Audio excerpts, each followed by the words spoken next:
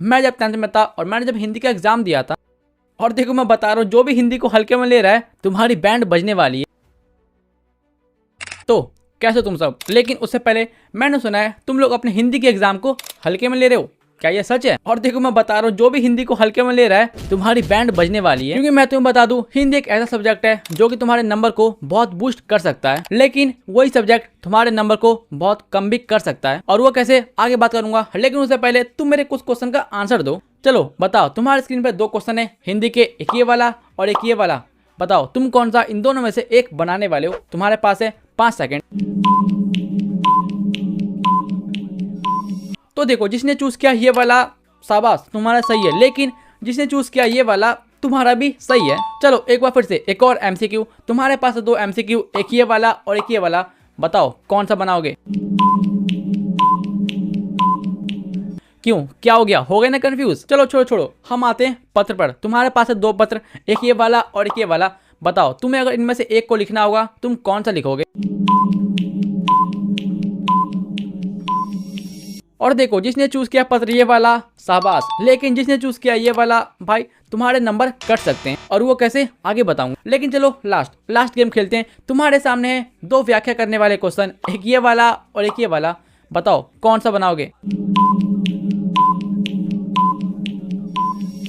तो देखो व्याख्या करने वाले क्वेश्चन में अगर तुमने चूज किया ये वाला, शाबाश तुम्हारे नंबर पूरे आ जाएंगे, लेकिन अगर तुमने चूज किया ये वाला तो इसमें तुम्हारे नंबर कट सकते हैं। और वो कैसे, अब बताता हूँ। तो देखो पहली बात तो जैसा कि मैंने अभी बोला, हिंदी एकमात्र ऐसा सब्जेक्ट है जो कि तुम्हारे नंबर को बहुत बूस्ट कर सकता है और बहुत कम भी कर सकता है। और ये बात मैं ऐसे ही नहीं फेंक रहा हूँ, मेरे पास एक्सपीरियंस है। क्योंकि अगर मैं तुम्हें अपनी बताऊं तो मैं जब 10th में था और मैंने जब हिंदी का एग्जाम दिया था, तो मुझे लगता है मैं हिंदी के एग्जाम में जितना लिख के आया था, अगर मुझे प्रॉपर नंबर मिलते तो मुझे कम से कम 90 प्लस या 95 प्लस तो मिलने चाहिए थे। लेकिन 95 तो छोड़ो, 90 भी छोड़ दो, 85 भी छोड़ दो, मुझे मिले थे लगभग 80 मार्क्स। और अब तुम सोचोगे भाई तूने गलत लिखा होगा इसलिए तुझे नंबर कम मिले। भाई पागल हो क्या यार, मैंने 50 एमसीक्यू में से मेरे 49 एमसीक्यू सही थे, हाँ बस एक गलत था। और अब तुम बोलोगे भाई तूने सब्जेक्टिव में बहुत सारे गलत लिखे होंगे। नहीं लिखे थे भाई, सही लिखे थे। लेकिन अब तुम सोचोगे भाई तो तेरा नंबर कटा कहाँ पर, और मेरा नंबर कहाँ कटा है और कैसे कटा है वो मैं तुम्हें आगे बताऊंगा। लेकिन अभी के लिए मैं तुम्हें बताता हूँ कि हिंदी के एग्जाम में तुम्हें कौन सा क्वेश्चन छोड़ना है और कौन सा क्वेश्चन बनाना है। क्योंकि भाई क्वेश्चन डबल आते हैं, इसलिए तुम्हें पता होना चाहिए कि हमें कौन सा क्वेश्चन करना है और कौन सा क्वेश्चन नहीं करना। तो चलो हिंदी का डाउट भी आज क्लियर कर देते हैं। तो वीडियो स्टार्ट करने से पहले एक रिक्वेस्ट, छोटी सी रिक्वेस्ट, अगर वीडियो पे क्लिक कर दिया है और अभी तक लाइक नहीं किया तो भाई लाइक कर दो,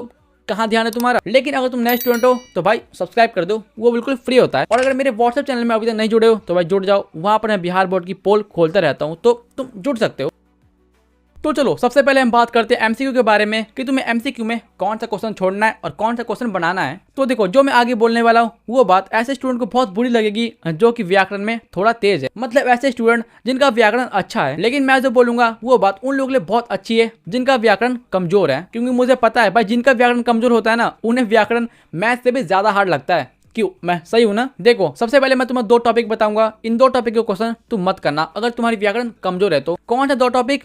एक है संधि विच्छेद और दूसरा है समास। क्योंकि देखो ये दोनों टॉपिक थोड़ा हार्ड होता है, इसलिए अगर तुम्हारी व्याकरण कमजोर है तो इन दोनों टॉपिक को मत करना। और ये सुनने के बाद तुम बोलोगे भाई अगर इन दोनों टॉपिक को नहीं करेंगे तो हम व्याकरण में करेंगे क्या? तुम्हें व्याकरण में करना है आसान टॉपिक। आसान टॉपिक मतलब विलोम शब्द, पर्यायवाची, मुहावरे, एक शब्द के अनेक शब्द। तुम सिर्फ व्याकरण में इन टॉपिक के क्वेश्चन को बनाना है। और हाँ मुझे पता है ये चारों टॉपिक इजी होते हैं, इसलिए तुम कर सकते हो। और तुम्हें व्याकरण के एमसीक्यू के लिए तुम्हें यही काम करना है। और अब हम आते हैं बुक पोर्शन पर। और मैं तुम्हें बताऊं बुक के जो ऑब्जेक्टिव होते हैं उनमें तुम्हें 2 टाइप के ऑब्जेक्टिव नहीं करने हैं। अगर तुम्हारा बुक सेक्शन कमजोर है तब मत करना, अगर स्ट्रांग है तो भाई तुम्हें जो करना है वो करो। पहला टॉपिक है वो टॉपिक जहां पर तुमसे पूछा जाता है कि इस कवि की रचना कौन सी है। और हाँ इस टाइप के क्वेश्चन हार्ड होते हैं, इसलिए अगर तुम्हें नहीं आता तो तुम छोड़ देना। और दूसरा टॉपिक आता है किसी भी कवि का जन्मदिन। अबे हम लोग को अपना बर्थडे याद नहीं होता भाई, और हम कवि का बर्थडे कैसे याद रखे? इसलिए अगर तुम्हारी हिंदी कमजोर है तो इन दोनों टॉपिक को तुम छोड़ देना। लेकिन अगर तुम्हें ऐसा लगता है कि इन सारे टॉपिक को छोड़ने के बाद तुम्हारे 50 क्वेश्चन नहीं बनेंगे तो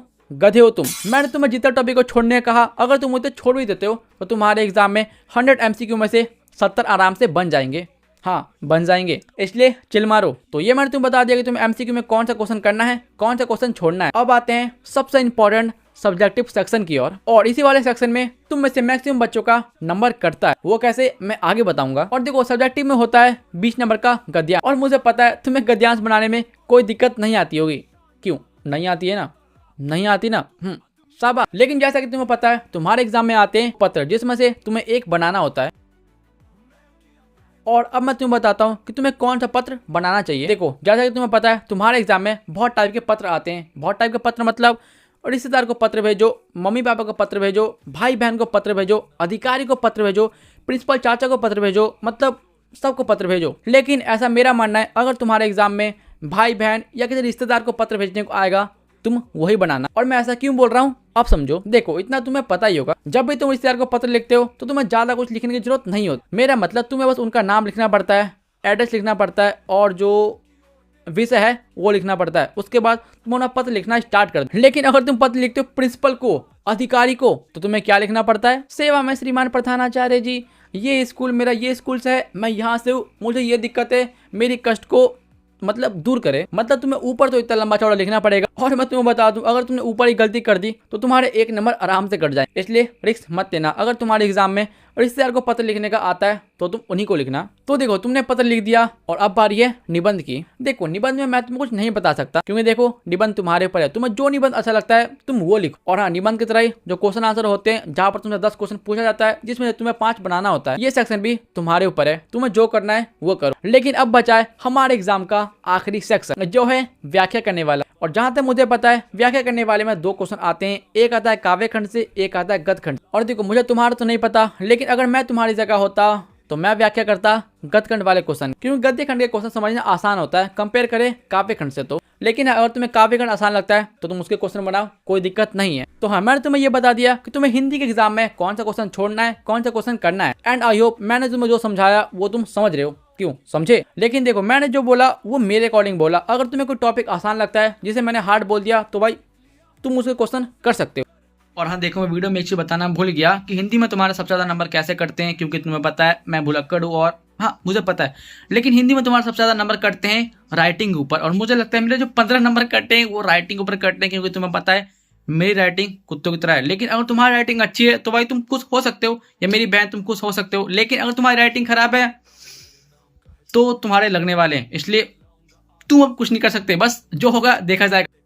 तो ठीक है, आज के वीडियो को इतना रखते हैं। अगर तुम्हें वीडियो पसंद आई तो लाइक कर दो, लेकिन अगर तुम नए स्टूडेंट हो तो भाई सब्सक्राइब कर दो। और हाँ, मैं फिर से याद दिला दूं, अगर तुम व्हाट्सएप चैनल में अभी तक ज्वाइन नहीं हुए हो तो भाई ज्वाइन हो जाओ। किसके अंदर कर रहे हो? तो ठीक है, नेक्स्ट वीडियो किस टाइप को चाहिए कमेंट करना, मैं वीडियो बना दूंगा पक्का। तो ठीक है, मिलेंगे नेक्स्ट वीडियो में, बाय। लगता है नीतीश कुमार बिहार के मुख्यमंत्री हैं। बहुत बढ़िया, बहुत बढ़िया। अच्छा, देश के प्रधानमंत्री का नाम क्या है? नीतीश कुमार। तू समझा? हाँ। नहीं, तू समझा नहीं।